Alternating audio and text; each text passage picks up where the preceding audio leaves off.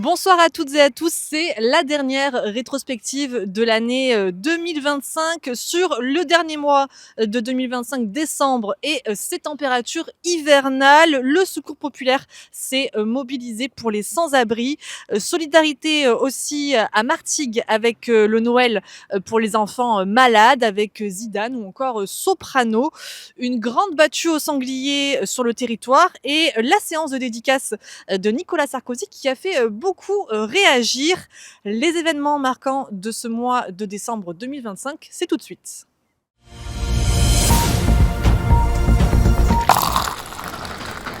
Un café bien chaud dans le petit matin frileux sur le trottoir de la Canebière. À 2 pas, un sans-abri finit sa nuit roulé dans des couvertures. Bénévole au Secours populaire depuis 20 ans, Jawida descend tous les jours de son immeuble voisin avec son chariot de petit déjeuner. Le but, c'est de leur proposer quelque chose de chaud dans ce mois de froid. C'est café, thé, café au lait, chocolat, c'est ça. Tout ce qui est chaud, bonnet, gants. Ce mois-ci, c'est très important d'être à côté d'eux. Dormir dehors, c'est le plus dur. Cassandra vit dans la rue depuis 5 ans. Pour nous, et là je pense que je parle au nom de beaucoup de SDF de ma connaissance, c'est un soutien social, amical et médical. Et le contact humain, tout simplement. Stéphane a encore un logement, mais il n'arrive plus à remplir son garde-manger. J'étais licencié au mois de novembre, c'est un peu compliqué.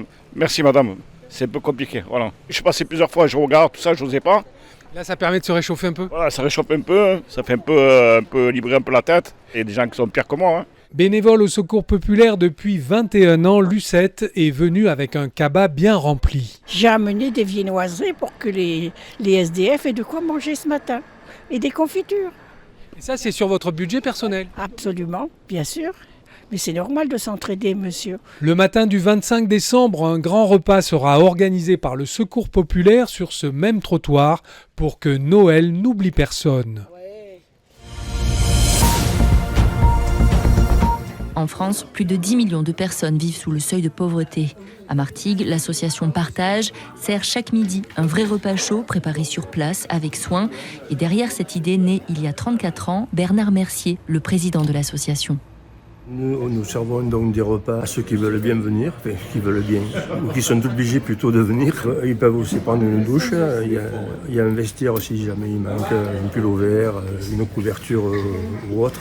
Dans la salle Martin Luther King, les bénévoles s'activent en cuisine grâce aux dons du primeur Zavatoni ou de la boulangerie Ange. Parmi eux, Marie-Claude cuisine un bon repas chaud. Cuisine ce qu'on nous donne. Donc là, on n'a pas de viande, alors on a fait des lentilles. On les a bien relevées, on a mis des poivrons, beaucoup de tomates, des oignons, et voilà. On fera quelque chose de consistant. Chaque midi, une trentaine de personnes viennent se restaurer ici, un chiffre qui grimpe en fin de mois, et ces fins de mois arrivent de plus en plus tôt.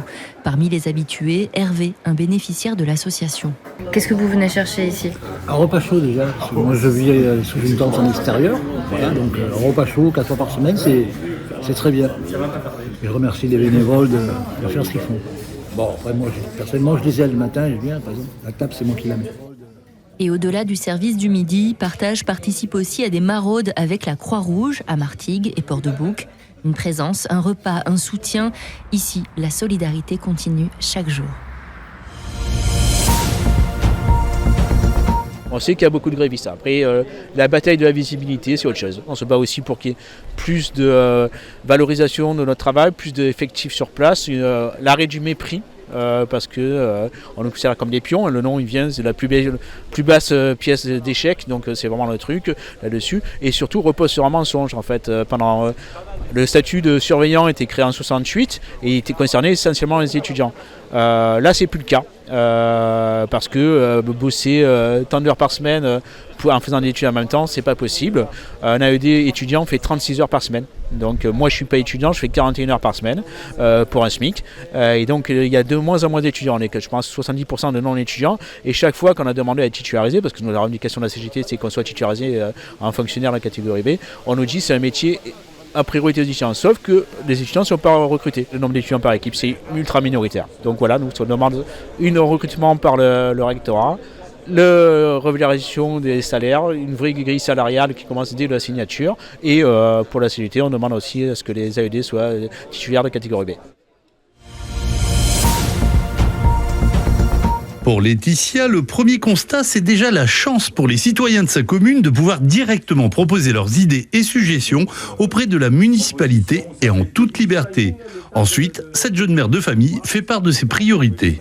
J'ai à cœur de défendre tout ce qui est la santé, voilà, parce qu'on rencontre au niveau de la santé beaucoup de difficultés maintenant à avoir accès aux soins. Après oui, on a abordé beaucoup de thématiques comme la mobilité sur le territoire, qui est importante aussi pour nos jeunes qui font leurs études sur Marseille ou Aix-en-Provence. D'élargir un peu les horaires aussi, ça serait un bon point d'amélioration. L'avenir des enfants, c'est également le sujet prioritaire de Marc, jeune grand-père. Le sujet de 2050 est intéressant. Moi, je suis venu à ces rencontres sans attente particulière, par curiosité, et puis pour essayer d'apporter une contribution et d'échanger, de voir que d'autres personnes ont d'autres préoccupations. Alors moi, les miennes, quand on parle futur, je pense que le futur, ce sont nos enfants. Enfin, nos petits-enfants, vu l'âge que j'ai. Oui, la priorité sur l'éducation au sens large, qu'elle soit donnée par l'éducation nationale, mais aussi par la vie publique, associative, etc., pour atteindre cet objectif d'être dans un monde vivable en 2050. Et Marc, comme Laetitia, de souligner que ces ateliers ne sont pas des réunions de citoyens experts. Au contraire, tout le monde y est bienvenu et entendu.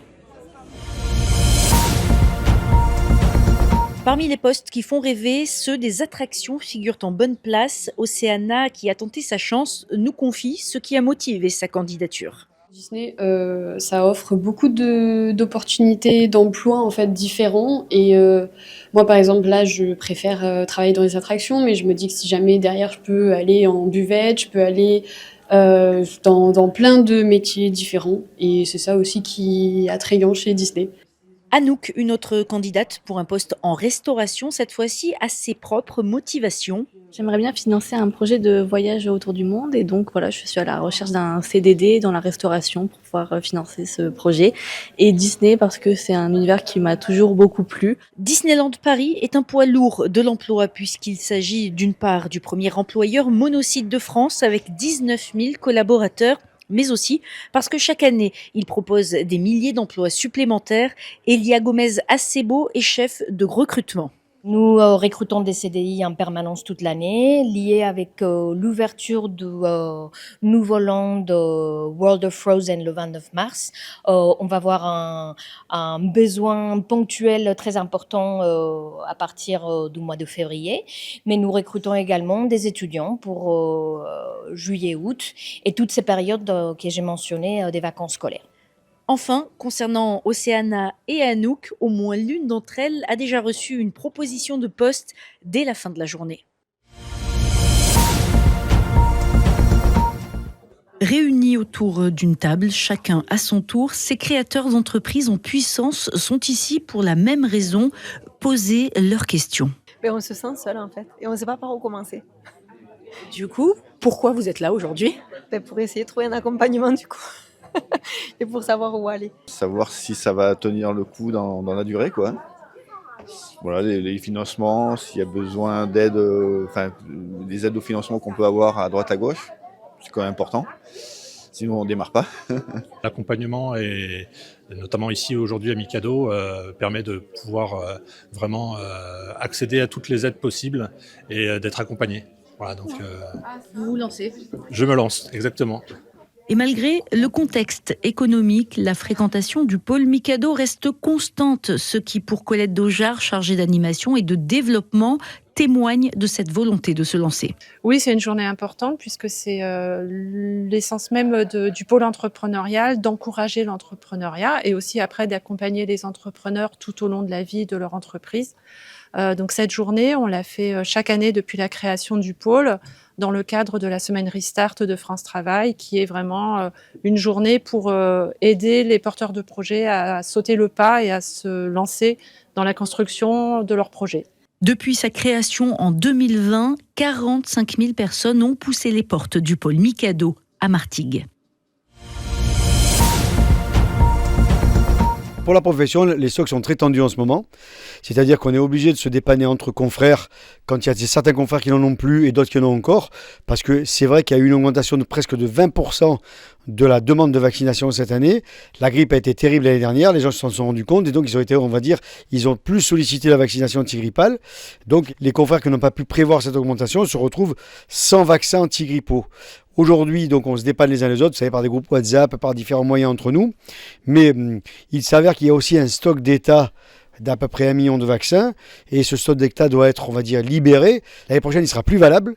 C'est-à-dire qu'aujourd'hui, il n'y a aucune raison de ne pas le libérer. Parce qu'en plus, on est en décembre, janvier, la campagne s'arrête fin janvier, et on a vraiment besoin de vacciner les gens.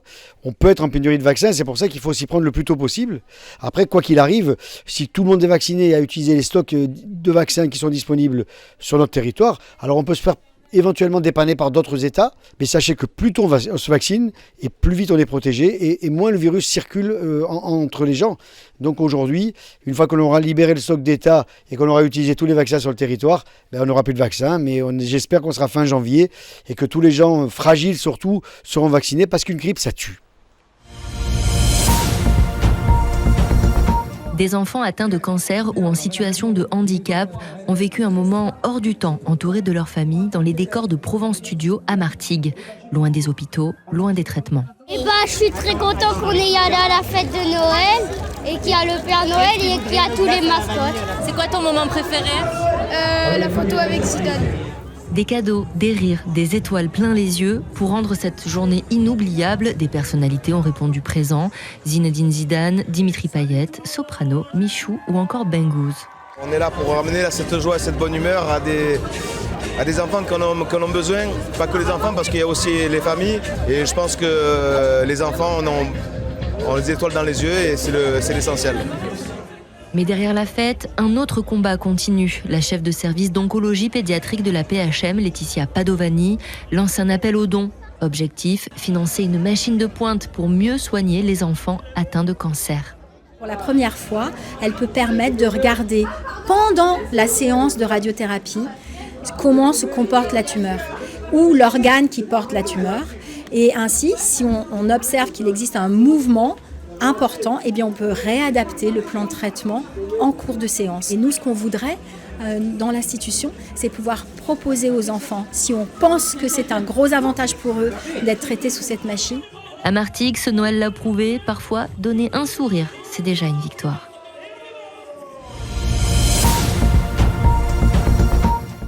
Céline Anton a bâti un véritable havre de bien-être dans sa propriété à Istres. Ici, cette équithérapeute a pour collègue une armée d'animaux, psychologues et médiateurs. Alors l'animal, que ça soit du lapin au cheval, il va avoir deux rôles. Le premier, ça va être de faire ressentir ses émotions. Pour pouvoir les gérer, il faut d'abord savoir les identifier. Et donc le deuxième rôle, ça va être aussi de pouvoir permettre à l'enfant de prendre la distance et de voir l'animal, qu'est-ce qu'il peut ressentir lui, selon les situations. Ça va aussi permettre de transposer les choses pour après ensuite peut-être les identifier chez soi. Et les petits participants sont passés par toutes les émotions aujourd'hui. C'est juste que j'ai eu à peine un peu de peur. Pourquoi t'as eu peur ? Parce que Aranda, elle faisait que bouger de partout. Comment tu te sens quand tu viens ici ? Bien, ça aide à ressortir mes sentiments.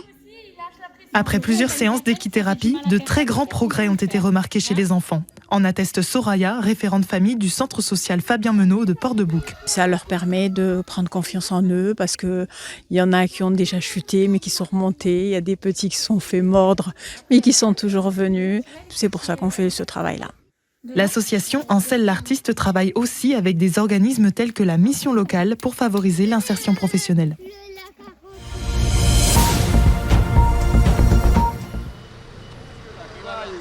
Cheveux longs bouclés, foulard noué autour du cou et long bâton en bois, Angelo Longo est la 8e génération de berger de sa famille. Le métier n'a pas changé à 2-3 détails près. Avant, c'était transhumant à pied. Et voilà, maintenant, on n'a peut-être plus l'autorisation pour les grandes transhumances. Voilà, donc maintenant, c'est véhiculé par camion. Les 4 camions ont chargé les 1400 brebis à Saint-Martin-de-Crau pour les déposer et les récupérer dans le centre-ville d'Istres. Les contraintes de circulation ont considérablement réduit le nombre des transhumances, mais elles existent toujours, essentiellement en montagne. Dans l'Isère, il y en a une qui se fait, qui dure un jour et demi avec 1500 brebis, quoi, voilà. On reste 3 mois là-haut. Comment vous vivez là-haut ? Eh bien, on vit bien parce qu'on a tout ce qu'il faut. On a les panneaux solaires, la douche, le WC, le ravitaillement tous les 8 jours, 10 jours et qui nous amène des produits frais, du pain, des légumes.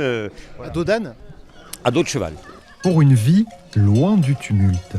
Qu'est-ce que c'est être berger en 2025 ? Déjà, il faut avoir la faculté d'écouter le temps passé. Mais avec des moments de fête bienvenus comme ici à Istres et l'occasion, pourquoi pas, de provoquer des vocations qui commencent à cruellement manquer. On n'est pas égoïste du monde, on n'est pas égoïste du monde et comme je vous dis tout à l'heure, en espérant que la jeunesse se réveille et puis qu'elle vienne nous rejoindre et puis parce que l'âge s'avance. Si l'aventure vous tente, des écoles existent, notamment à Salon de Provence pour passer le brevet professionnel berger transhumant. Il est 7h presque quart. L'objectif, c'est que 8h30, ça serait bien qu'on soit posté. Il fait encore nuit quand Yvan Egloff, le chef de battue, donne les consignes de sécurité à la 60aine de chasseurs pour cette battue au sanglier historique. Historique dans les Bouches-du-Rhône, parce que c'est rare qu'on fasse des battues sur 4 communes. On arrive à faire des fois des battues sur 2 communes, et encore plus sur la Côte Bleue, c'est la première fois que ça se passe. Donc c'est une belle journée pour nous. On aura 66 chasseurs, 80 chiens, 12 piqueurs. Les piqueurs conduisent les chiens pour abattre le gibier vers les chasseurs. Philippe Helmuth, président de Carichasse Nature. On considère qu'aux alentours, entre la Côte Bleue et Martigues, on tourne entre 100 et 120 quand même sangliers, ce qui est énorme. Donc il y en a de plus en plus. Ça fait déjà un bon moment qu'on les suit avec les caméras, oui. Christelle Juliana est la nouvelle présidente de la Société de chasse de Martigues. Ils ont ravagé quand même des hectares de vignes cette saison. Accident de la route, il y en a. En revanche, les dégâts dans les cultures, oui, cette année, raisins, blé, pois chiches, tout ce qu'ils trouvent à manger. Le temps que les chasseurs aillent se poster, le jour s'est levé. Les chiens sont lâchés. Lieutenant de louveterie, David Staiano est à l'initiative de cette battue. Le sanglier, il est chez lui. Il y a un plateau, il fait peut-être 3 ou 4 000 hectares. Il n'y a pas de régulation, il n'a pas de pression de chasse. Donc il est chez lui, il est tranquille, on va dire. Voilà. Mais le problème, c'est qu'il se reproduit très rapidement et si on laisse les populations exploser, après on va avoir beaucoup plus de difficultés et beaucoup plus d'accidents de la route. 12 sangliers ont été prélevés lors de cette première grande battue.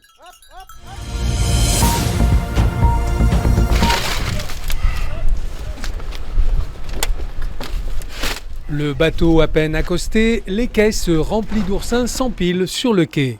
Pour cette première sortie de la saison, Nicolas Tillet, pêcheur d'oursins professionnel à Carreau, est plutôt satisfait. Aujourd'hui, on va dire c'est la première journée d'essai pour voir si les oursins sont là, comment ils sont.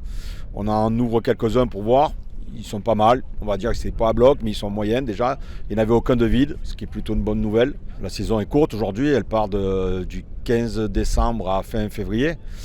Si on tombe sur une semaine, 15 jours de sud-est pendant les fêtes de Noël, on a déjà perdu tout décembre. On vend surtout les week-ends et les jours fériés, et Noël évidemment.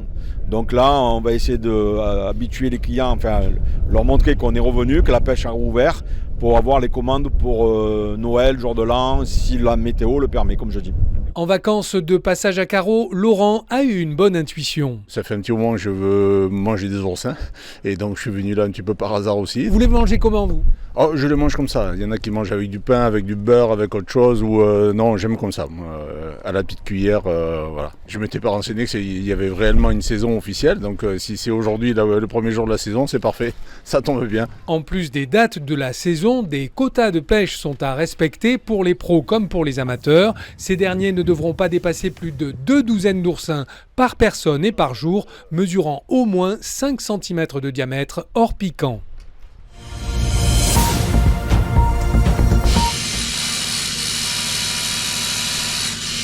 Les ouvriers s'activent entre les trains du matin et ceux du soir qui continuent à circuler.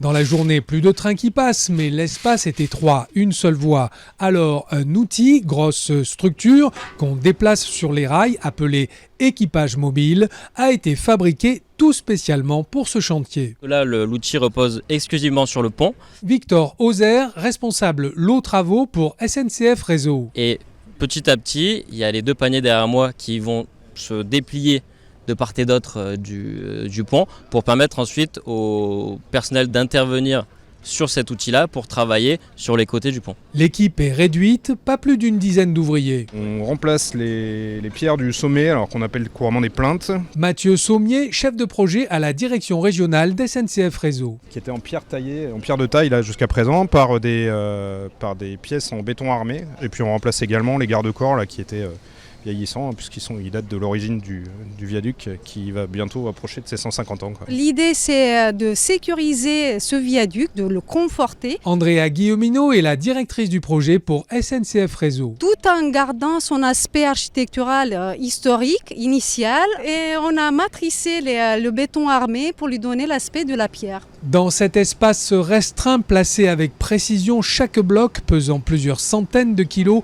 prend du temps. Ce chantier de 5 600 000 € devrait se poursuivre jusqu'en juillet 2026. Martigall et Martégo, bonsoir, bienvenue à la halle de Martigues. Toute l'année, chaque jour, ils travaillent pour décrocher un trophée. Ce soir, c'est toute une ville qui les félicite pour leurs efforts. En août dernier, à 25 ans, Charlotte Morlat du Touring Club Martigall a remporté la Coupe des Nations en Italie. C'est un honneur parce que je suis très reconnaissante à la ville de Martigues de pouvoir nous faire honneur entre guillemets durant cette soirée. Faire honneur aux championnes de Martigues, des plus expérimentées jusqu'aux plus jeunes. Je m'appelle Léna, j'ai 9 ans, je fais du karaté. Ça me fait un peu le trac et je suis contente aussi. J'ai fait un podium au championnat de France, j'ai été 2e. Des réussites portées par un environnement et des infrastructures de qualité comme chez les nageurs. À 17 ans, cet été, Malone Brunner est devenu champion de France du 5 km en eau libre. Philippe Lucas est venu à Martigues. J'ai vu son groupe pendant 1 an et ça m'a donné envie d'y aller avec lui directement. Je suis content parce qu'au moins je vois que le travail porte ses fruits et que ça m'a permis d'être ici et je suis très fier. Fierté aussi pour la municipalité qui peut se féliciter des résultats de sa politique sportive. Eliane Isidore est adjointe au sport. C'est important. Ici à Martigues, on n'a pas fait le choix de soutenir un sport par rapport à un autre. Et tant que nous pourrons le faire, nous contribuerons à aider toutes les disciplines. Tous sports confondus, les clubs de la Venise provençale comptent aujourd'hui 11 000 licenciés. Un tonnerre d'applaudissements, s'il vous plaît.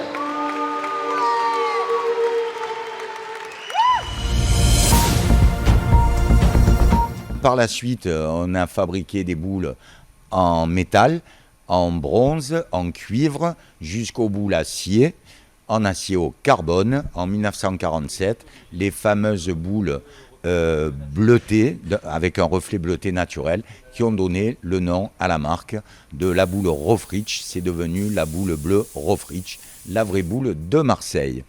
Donc, on fait ça de père en fils depuis 4 générations. Notre spécialité, c'est la boule compétition, agréée par la Fédération internationale de pétanque et de jeux provençal. Et on est spécialiste du sur-mesure, du mouton à 5 pattes, à savoir qu'on vous fabrique les boules sur mesure, au diamètre, au poids, avec les striages qui vont bien par rapport à votre main et votre place dans le jeu, que vous soyez tireur ou pointeur ou milieu. Et spécialisé aussi dans les boules personnalisées avec la gravure du nom, du prénom, des initiales, et j'en oublie. On va rouler pour les Restos du Cœur et pour la fondation MJID qui est l'association d'écoliers au Maroc. Et nous, on roule pour l'association de débrouillards qui travaille avec la Banque alimentaire sur Marseille. Donc tout le côté humain, de prendre tout ce qu'on peut prendre, les souvenirs, les sourires, la chaleur humaine, tout prendre tout. On ne se prépare pas forcément parce que je ne sais pas trop ce qui m'attend. J'ai jamais fait le désert, j'ai jamais fait le Maroc. On essaye de prévoir, de penser à tout, le chaud, le froid, le qu'est-ce qui va nous manquer, qu'est-ce qui va pas nous manquer. Et le en couple, c'est faire une expérience à deux, essayer d'avoir des souvenirs tous les deux, de ne pas divorcer en chemin. Et voilà, ce sera déjà pas mal. Certains se sont levés à 4h du matin pour être les premiers. Objectif, se procurer les nouveautés. Beaucoup sont des fans de la première heure. Je suis un fan régulier, je viens tout le temps au Jules Sort et je suis dans les premiers tout le temps. Je suis allé au Stade de France et au deux Vélodromes et l'année prochaine pareil, en 2026. Moi de base c'est un mec de mon quartier, j'habite dans sa résidence. Et c'est un mec qui reste authentique et simple, malgré son succès. C'est pour la famille, c'est pour mes enfants. C'est des fans de Jules. Combien en tout? En tout 120. Ça va, c'est potable. J'avais 300 €, mais j'ai réfléchi, allez, on va dire 150, grand max. Je sais pas, 300, 400. C'est le sang. C'est comme ça, c'est la marque de Marseille. Il représente tout pour nous, Jules. C'est Marseille, c'est une fierté. Et voilà, donc nous on lui rend hommage aussi en venant au magasin. Dans toutes les musiques, on se reconnaît plus ou moins, on a une partie de nous où on se reconnaît, on est là, on se dit bah voilà, il y a de la place pour tout le monde, quoi. Une fierté et une joie pour les fans et une vraie opportunité pour le centre commercial La Valentine en pleine période de fête. Éric Péchel, directeur. Le pop-up va indéniablement augmenter la fréquentation du centre et on attend entre 3000 et 5000 personnes au quotidien pour visiter le pop-up et notre centre commercial bien entendu. Avec le pop-up store de Jules, on valide bien cette marque et empreinte locale. Donc c'est une vraie aubaine pour Noël en effet. En 10 ans de carrière, Jules a composé plus d'une trentaine d'albums, il en a vendu plus de 10 millions. Il est aussi l'artiste français le plus écouté sur les plateformes de streaming.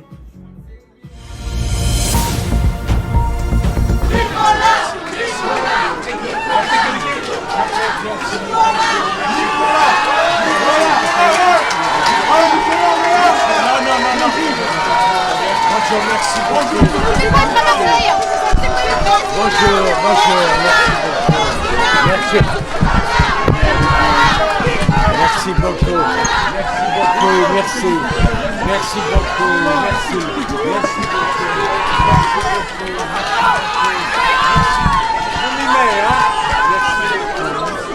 Vous venez de loin pour cette dédicace? Béziers.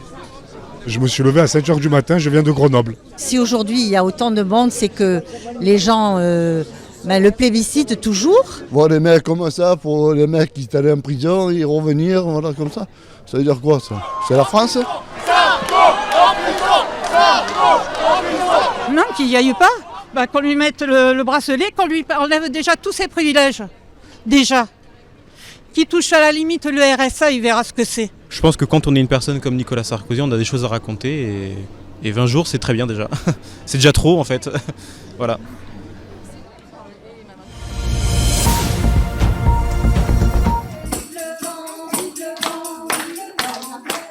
Tout commence par un petit spectacle offert par les lutins du Père Noël. Quand tout à coup, le voilà, celui que tous attendaient. Dans sa hotte, un cadeau pour chaque enfant. Que Père Noël, il m'a donné un livre. Qui c'est le monsieur qui est venu te voir aujourd'hui? C'est le Père Noël. Qu'est-ce qu'il a ramené? Des livres. J'ai reçu un livre. Et alors, tu vas raconter quoi, maman, ce soir? Il y avait le Père Noël. Chaque année, la ville de Martigues a à cœur d'offrir, avec l'aide du Père Noël, un ouvrage à tous les écoliers. Une véritable tradition avec un but bien précis. Annick Inas est élue déléguée à l'enfance et à l'éducation. Cette année, c'est comme d'habitude un livre qui est offert par la ville pour permettre du coup l'accès à la lecture pour certains et puis encourager le fait justement de lire. Alors ils peuvent le lire en classe, mais ils peuvent le lire aussi à la maison.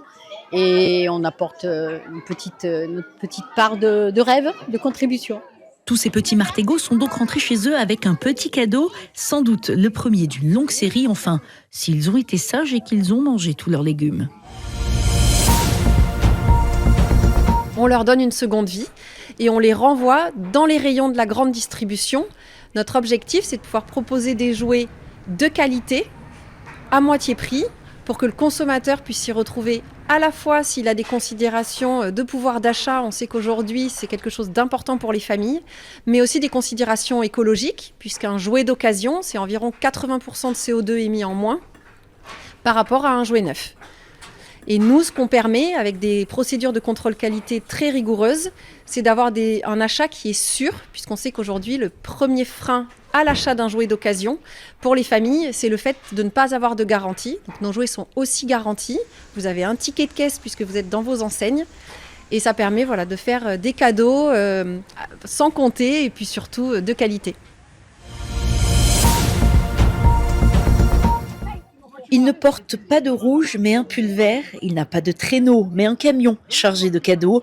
Et aux yeux de ses habitants du quartier Mirabeau, il a tout du Père Noël. J'ai eu un ballon, après une moto bleue, une moto en or et un BM. Parce qu'on a des jouets tous. Avoir des cadeaux, ils sont contents. Moi, je suis contente parce que j'ai rien acheté encore pour les enfants. Là, aujourd'hui, c'est votre Noël qui est... Voilà. Moi, c'est pour les enfants, pour les offrir. Ils sont contents, moi. C'est le Père Noël avant l'heure. C'est pour les quartiers défavorisés. On en a besoin pour les enfants. Voitures, motos, ballons, poupées et des livres. Car pour Mireille Faure, secrétaire départementale de la culture au Secours populaire, c'est le cadeau le plus important. La culture, ça passe après toutes les difficultés que les gens ils peuvent avoir. Pour manger, éventuellement pour se vêtir. Et pour nous, le livre, en fait, c'est aussi une façon de contribuer à élargir un peu le champ d'action, le champ aussi de rêver, de se sortir des problèmes que l'on rencontre. Et donc la culture, c'est ça. Et le livre particulièrement. Au total, ce sont 7 camions comme celui-là qui se sont rendus chacun dans 3 quartiers différents. On a travaillé en collaboration avec le Relais Petite Enfance de la ville d'Arles et des assistantes maternelles bénévoles. Et ça a donné lieu à 2 dispositifs différents. Un quiet book à destination des familles. Camille, je te laisse en parler. Bonjour, alors du coup ce quiet book qui s'appelle Petit pas au musée bleu, il a été réalisé par l'atelier de Béril, donc c'est un livre qui est fait main et c'est un dispositif qui est disponible gratuitement à l'accueil du musée pour les familles qui viennent avec des tout petits et qui permettent d'aborder 5 objets du musée à travers une approche d'observation, de jeu, une approche sensorielle, des petites activités pour vraiment jouer autour des objets du musée et explorer ce nouveau lieu.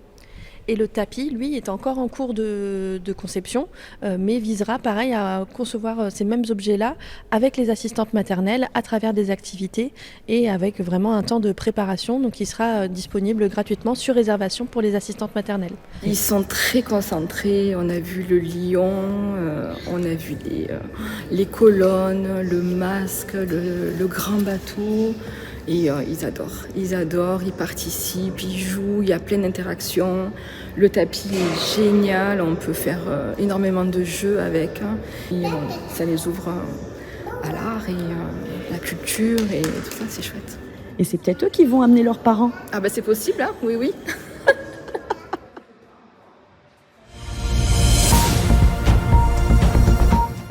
Le sourire de voir enfin ce marché de Noël débuter pour 15 jours ? Oui, super, on est content d'être là, en place pendant presque 2 semaines. On pense déjà aux petits cadeaux de Noël dans ces chalets de Noël ? Ah oui. Oui, et c'est difficile. Il y a du choix, mais plus il y a de choix, plus c'est difficile. Vous êtes venu ici le premier jour, hein ? Oui, je veux avoir du choix, pour avoir le choix, justement. Voilà. On attendait ça avec impatience. La couronne. Il y avait Martigues, c'est qui les Martigues ? Le marché de Noël ouvre enfin à Martigues, c'est aujourd'hui le premier jour. On l'attendait ? Oui, on l'attendait. On est venu exprès voir Pastel et donc la société afin d'acheter des affiches qui disparaissent à vue d'œil. Donc c'est pour ça que nous sommes venus rapidement donc les acheter. C'est bon, on l'attendait et les gens aussi, donc ils sont déjà nombreux ce matin, donc on est contents.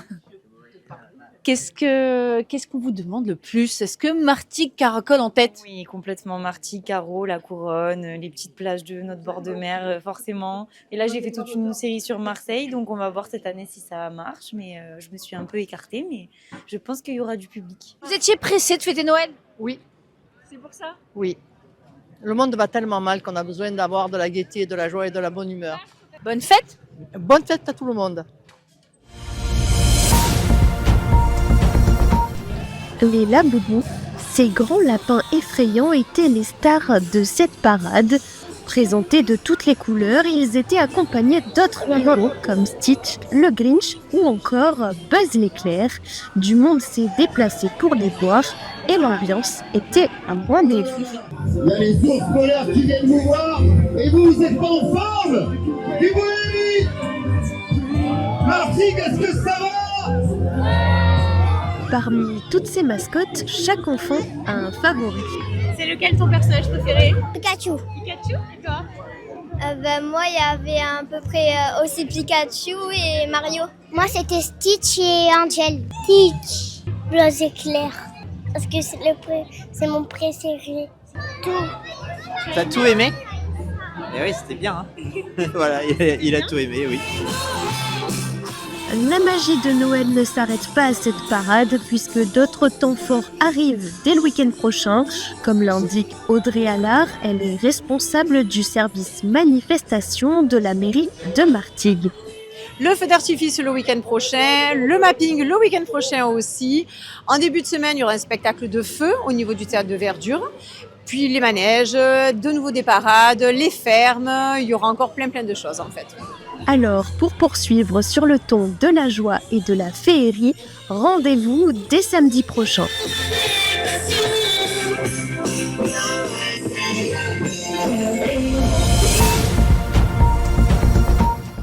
Excitation à son comble devant le Magic Kingdom, particulièrement apprécié des enfants. Un manège de type chenille, tout ce qu'il y a de plus classique à une exception près. Il n'y a ni billetterie ni ticket à remettre au fourrin une fois installé. William Payex en est en charge. Allez, ça c'est reparti, allez, pour les. Normalement, oui, on donne les tickets, mais là, vraiment, c'est vraiment, les gens montent et ils font la queue et à chaque fois, ils font leur tour gratuitement. C'est quelque chose qui est fréquent? Plus en plus, oui, au moment des fêtes. Mais c'est vrai que c'est vraiment typique à la ville de Martigues que tous les manèges sont gratuits. Oui. De quoi occuper les bambins surexcités sans compter, une aubaine pour les parents. Les enfants sont contents, mais les parents aussi. Alors là, on est au deuxième, mais oui, je pense qu'on va tous les faire. Alors là, ça va faire au moins 2-3 tours. 2-3 tours, ouais. On laisse passer les petits enfants un peu profiter.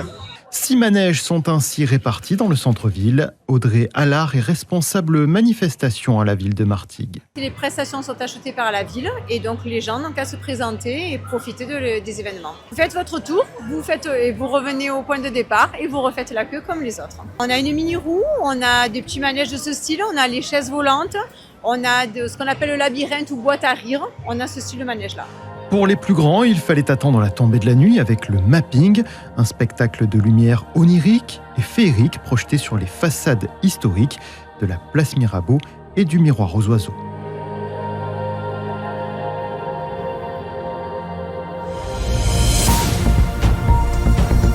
C'était des très belles images, de très beaux effets spéciaux.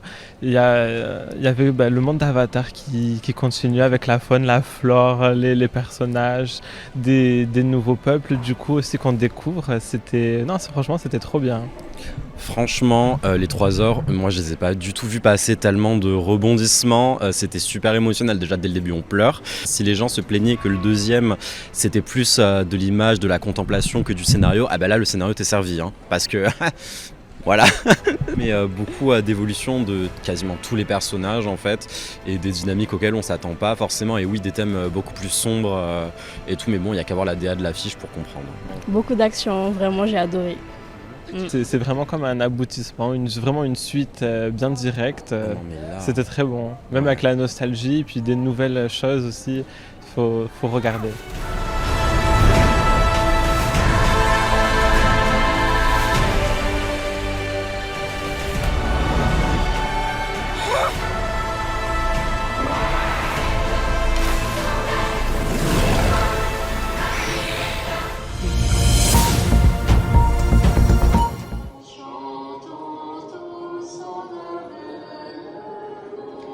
Des centaines d'anges suspendus au-dessus des bancs de l'église, une forêt magique, ou encore des madones disposées comme un symbole de protection.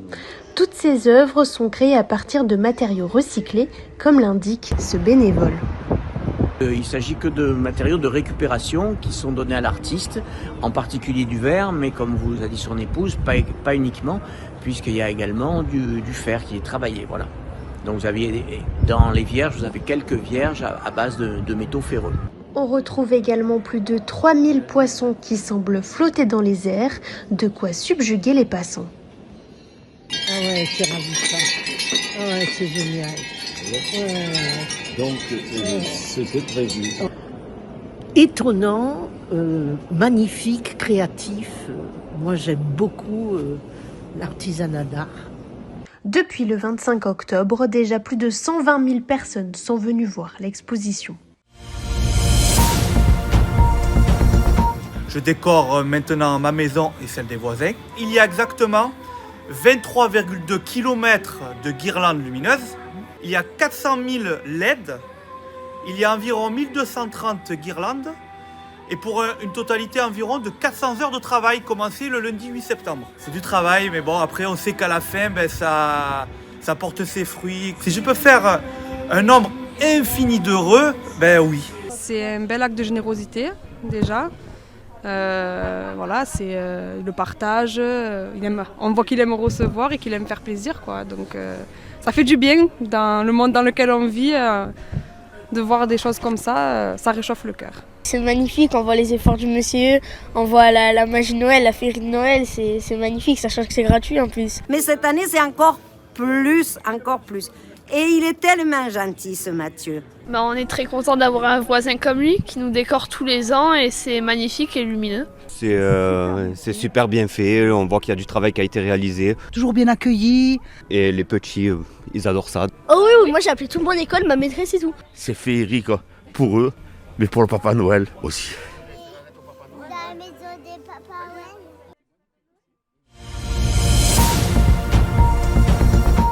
J'ai voulu faire un projet différent de l'année dernière, ce qui est le but d'année en année, notamment par de guirlandes beaucoup plus remplies de LED pour faire un effet vraiment impressionnant vu de l'extérieur. Je ne peux pas vous dire le nombre exactement de LED parce qu'il y a un ours en peluche en jeu à gagner, mais on est sur une totalité d'environ 300 mètres, ce qui paraît impressionnant. Il nous reste peu d'espace pour remplir la voiture. La particularité de cette année, c'est qu'il y a un sapin sur le toit. Donc je roule avec en fonction des conditions météo, ce qui fait un côté un peu plus féerique de Noël. Et je suis toujours aussi heureux d'allumer la voiture, de rouler avec quand il fait nuit et que de voir les gens émerveillés, sortir les appareils photo, prendre des vidéos, passer un bon moment, tout comme moi quand je roule avec ce véhicule. Alors Manuel, qu'est-ce que tu penses de cette voiture derrière toi? Elle est trop belle. C'est trop magnifique. Vraiment, c'est oui. Il manque le Père Noël dedans. Bravo Jonathan! Ne soyez pas gênés.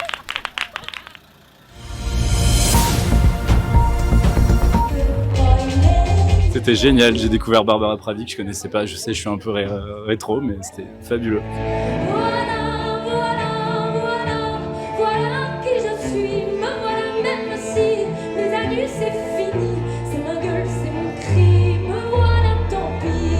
Superbe soirée, on oublie tout. On passe un très très bon moment avec Radio Maritima, que j'adore, que je suis toujours.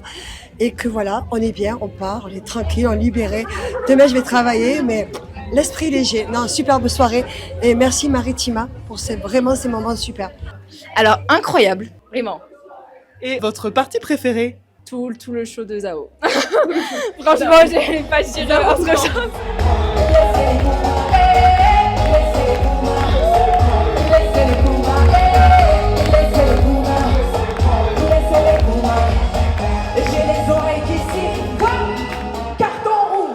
Zao.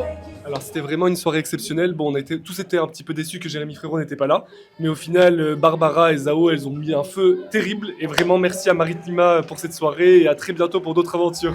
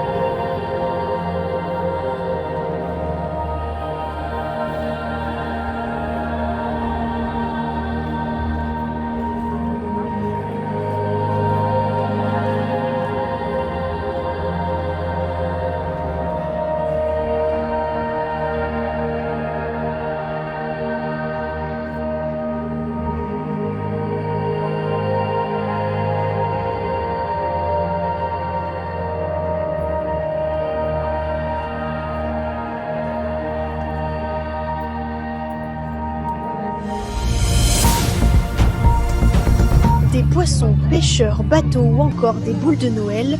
Au total, ce sont 200 drones qui ont illuminé le ciel de Martigues pour le plus grand bonheur des habitants. C'était trop bien. Et surtout le feu qui est tombé. C'était magique, hein. On a beaucoup de chance d'avoir un spectacle comme ça, d'une si grande qualité. C'était magnifique, franchement, c'était très beau à Martigues, c'était génial, on s'est régalé. C'était sympa, c'est une belle représentation, c'est agréable, c'est bien sonorisé. Mais franchement, j'ai trouvé que c'était super sympa, l'animation était super cool et franchement, je trouve que ça s'améliore d'année en année. Ce rendez-vous marquait la fin des festivités de Noël après plusieurs manifestations tout au long du mois de décembre, une parade, une vidéo mapping ou encore un feu d'artifice. La magie était au rendez-vous en 2025.